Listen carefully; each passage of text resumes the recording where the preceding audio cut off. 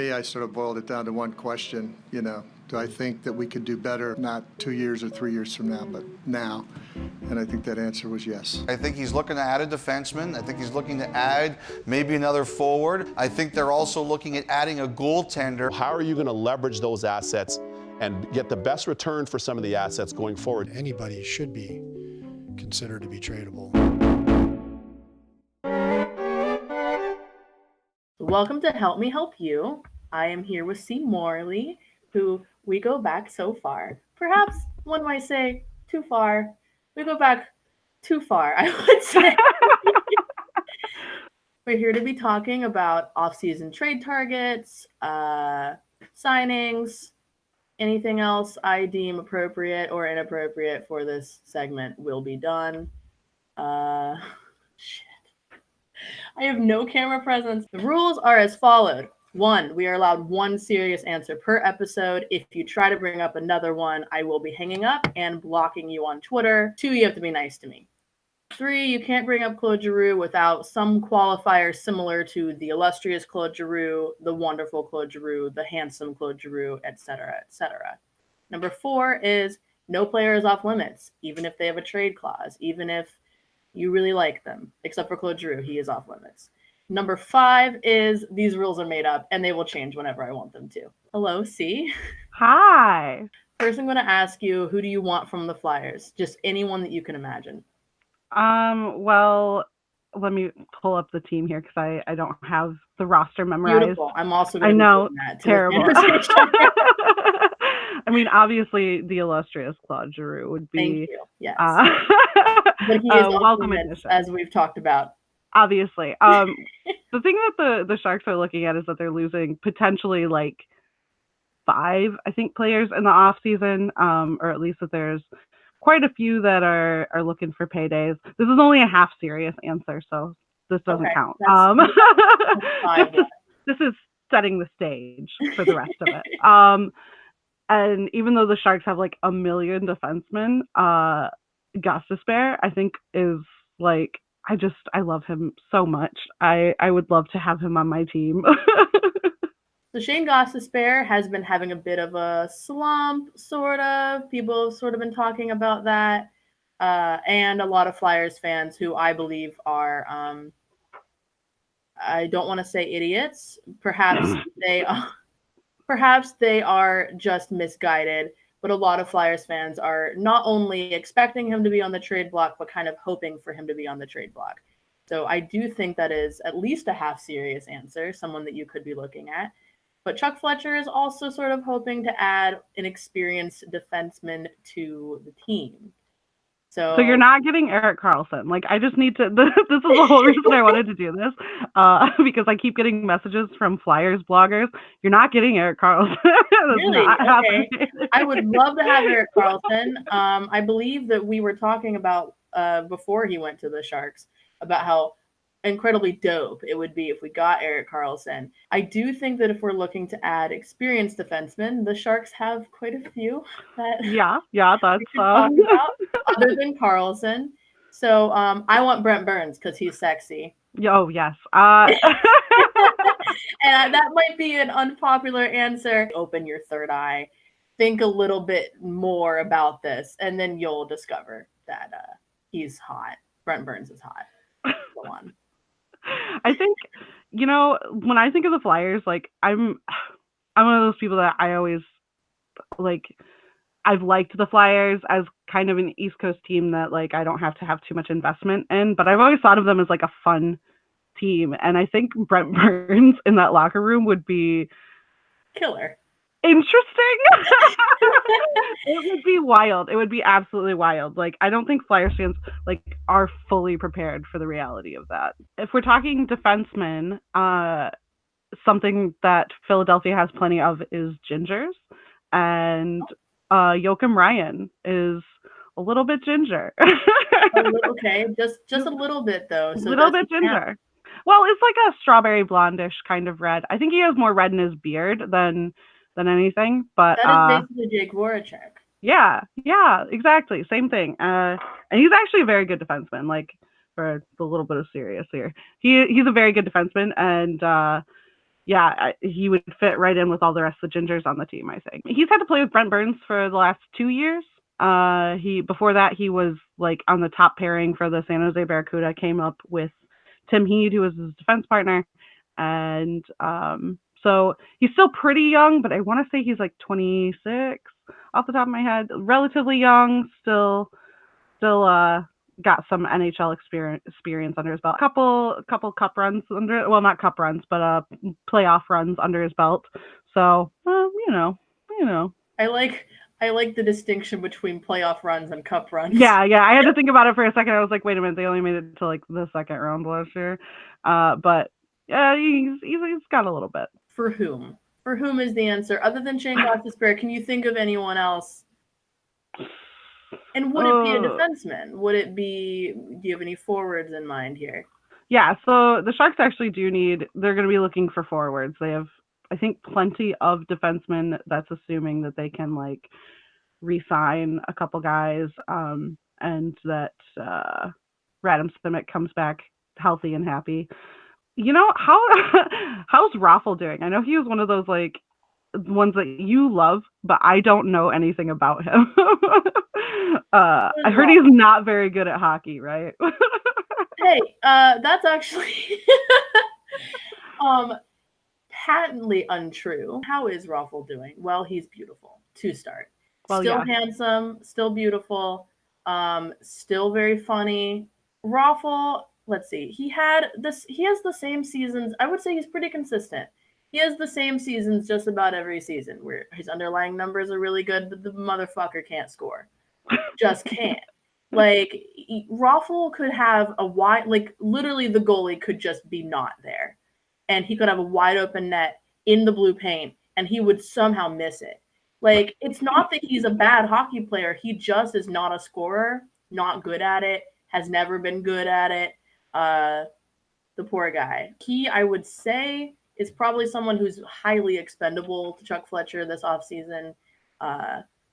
He's definitely, even they just re-signed him, but I still don't think that means anything, honestly. Well, and I think the Sharks are kind of looking for people to fill out their bottom six, but in particular their fourth line. And if they can get players like that who are just a little bit unlucky but still kind of talented, that would work out pretty well. You know, the possibility of losing like Joe Pavelski and possibly Joe Thornton, although I think Thornton will sign forever in San Jose for $1 if he could. And then I see him retiring in San Jose for sure. Yeah. And then, you know, if they want to keep Karlsson, they're going to be pretty strapped for cash. So I think that Raffl, like as cheap as he is, would actually not be a terrible option. The other player that I'm looking at, like if they, well, I just don't think that they could afford him unless they gave you guys somebody back, would be James Van Riemsdyk. Which I don't know what his status is in the organization because he's been so injured this year. When they signed him, they were really hoping for him to do what he did in Toronto, which is just score all the time. He had a scoring slump at the beginning of last season, but then he picked up a lot towards the middle, towards the end. And I would say that they would probably want to keep him simply because they sort of just got him back and he's definitely a favorite. If not before, definitely now more that he's here again. Sort of something he obviously wanted to do was come back to Philadelphia, and Philadelphia fans really cherish that in a person. Yeah, I figured that's like one of those long shots, but given that he was injured and kind of in a slump last year, that maybe, because Doug Wilson's a very opportunistic GM, so I trust him with my life. Opportunistic is definitely a word I would use for him. Yeah. Definitely. Can I trade you Chuck Fletcher? As a Minnesota fan on the side, no. No. Absolutely not. So you have absolutely no faith in Chuck Fletcher. Oh no, I'm good without. Granted, they have Fenton now, who is even worse. So I would take Fletcher over Fenton for sure. But yeah, no. Mm-mm. So this is an arbitrary answer because first of all, the Sharks would never give up Logan Couture. And also you personally would never give up. No, absolutely not. I would not I let know him how leave you that city. feel about Logan Couture and his interesting teeth. Oh, he lost like most of them now, so it's fine. Oh, okay. That's good. Maybe he'll get new ones that are better. Yeah, just a little smaller, a little bit. But I would love to have Logan Couture, mostly because we don't have anyone who can do anything in playoffs, apparently. And Logan Couture can apparently do whatever the fuck he wants in playoffs. Literally anything he wants. Yeah, he like I think in 2016 when they made the actual cup run, he like scored in every single elimination game. Dude's a monster in playoffs. Like, I think I read, and this is off the top of my head, so I could be completely wrong, but that he is only behind Alex Ovechkin in goals in the past 6 years. 5 years, I think. 5 years. Yeah. Mm-hmm. That's insane. He's very good. He's very good at playoff hockey. One player that the Sharks are potentially losing. They haven't even. I don't. Last I knew, they had not even talked contract. Was Joe Pavelski, who, first of all, ginger. By the way, if Ginger, if that's okay, still that's a factor, great. very ginger. But kind of reminds me of the illustrious Claude Giroux, in a lot of ways. Where very underrated for a lot of his career, and he has a very specific skill of tipping pucks and does it in front of the net better than I think anyone in the National Hockey League. And it's because he works at it and very self-made in that skill. So if you have a lot of kind of unlucky guys or guys that can get the puck to the net but maybe not into the net, Pavelski would be just a huge asset. Chuck Fletcher is looking to sign a goaltender, probably to be a potential backup with experience to Carter Hart. So, is there a goaltender in your system, if not on your team right now, that you think could be a good asset to be a backup to Carter Hart? So the Sharks' goaltending situation is interesting because there's a lot of hot and cold goaltenders that we tend to get excited about, and then they tend to flame out pretty quickly. So Martin Jones has always been pretty hot and cold, but it seems like the organization is just going to stand by him no matter what. So I think a goal for Doug Wilson is to get a solid goaltender behind him, and they thought they had that in Aaron Dell, but Aaron Dell struggled quite a bit this year as well. I don't know necessarily if Aaron Dell is off limits. For the purposes of this, obviously he's not, and Aaron Dell would be, I think, a great addition to anyone as a second netminder. But in terms of being a potential starter quality, I'm not 100% sold on that. Then there's Anton Bibeau, in the system. He was the starter for the San Jose Barracuda, and he actually stole Troy Grosnick, who was the starter 2 years ago. He ended up getting traded to Nashville because Bibeau took the starting job from him. And he's very good, a little bit underrated, I think, but can also tend to struggle. I think he had some issues in the Calder Cup playoffs this year. And then there's Joseph Cornosh, who is fantastic, and I hope that the Sharks are smart enough to hang on to him. But is he right now with the Barracuda? Yes, he is. He was the Barracuda's backup this year, but they kind of split starting duties a little bit because Cornosh is a very good goaltender. So I would put them on equal footing, but I think the Sharks are more likely to hold on to Cornosh. I would say that if we were trying to do an equal trade, or a trade that's beneficial to both teams, I do think if you're looking for a solid backup who is also handsome and loves his mom and bakes, Alex Lyon, who is presently in the Lehigh Valley Phantoms. I can't believe I mispronounced that. Anyway, he, I think, has legitimate NHL backup qualities. I don't, like, same thing with Aaron Dell, I don't think I would trust him as a starting goaltender, but I do think that he can carry as a backup probably 30 games a season or so. So I think that's something you could rely on. But on the other hand, he loves his mom and he bakes and he is very handsome. So I don't know if I want to give him up for those reasons. Martin Jones plays like 60 to 65 games a year. So I think, and that's every season, he has played 60 to 65 games. And I think if they're just looking for someone to play behind him, I mean, the year their cup run, he had Alex Stalock playing behind him for most of the season. It was not great, but it still got him into playoffs. So I think, someone who is average to even just slightly above average could be a fine backup option for the Sharks. And you guys have like a million goaltenders. So Andrew McDonald is probably going to be bought out this year. But in the off chance that he is not bought out this year, is there anyone that you can think of, anyone from any part of your organization that you would consider taking on a $5 million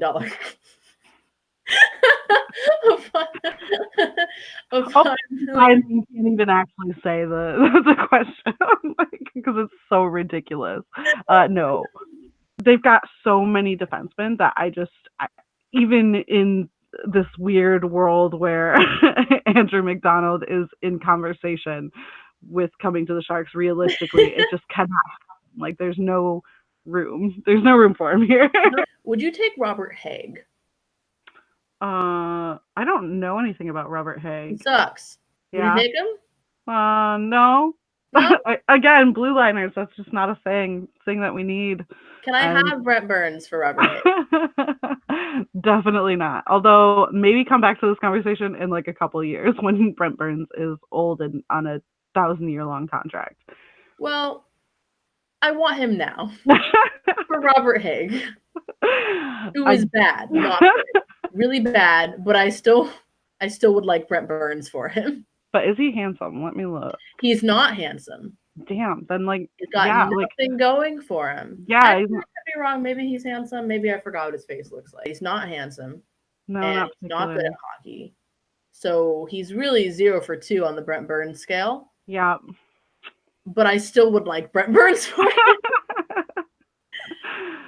So what have we established here? You are not going to give us Brent Burns for Robert Hagg. And the only person you can think of that might be a decent contribution is that ginger defenseman that you were talking about, or forward? Joachim Ryan, or Joe Pavelski, or another ginger. Aaron Dell. That was one that we talked about too. So, I wouldn't like it, but like they're there. So let me help you out and say you can have Alex Lyon, who is perfectly okay. You might be able to have Michael Raffl if the return is good enough. However, nothing will be good enough because I love Michael Raffl. And I think that was all I was going to give you because I'm stingy and I love pretty much everyone on this team. Yeah. Except for Andrew McDonald. Will you take Andrew McDonald? I will not. Will you take Andrew McDonald? No, I will not take Andrew McDonald. You won't take it? You won't take Andrew McDonald? You won't take his $5 million cap hit? You won't take it? No? You won't take it? Not even to be nice to you. I'm sorry. Well, that's okay. Except it's not. And we're not friends anymore. But wow. Okay. Thank you for talking with me for an hour and a half. Even though this video will be maximum 9 minutes. Yep. And I love you. I love you very much. And I'm gonna let you go now. Stop recording at any time. Yep.